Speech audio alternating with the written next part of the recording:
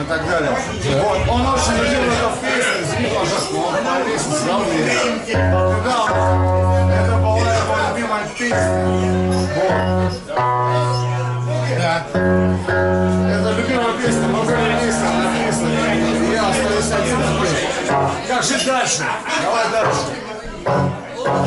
Что ж, вот прозвучала одна из наших, прям скажем, немногих лирических произведений.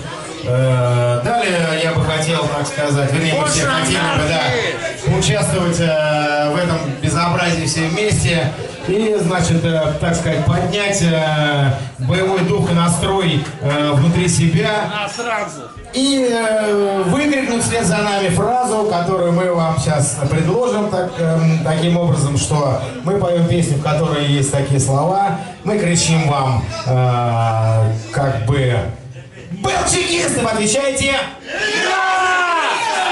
«Да!». Я уверен, что нас мало, как говорили на броненосце, да, но мы все в тельняшках, поэтому чем меньше народу, тем яростней крик. Сейчас мы это проверим. Вот. Итак, собственно говоря, не знаю, нужно ли сейчас это говорить, не нужно, но уже... Играй уже! Так очень много лет подряд я произношу фразу, которая, собственно говоря, приводит некоторых замешательств.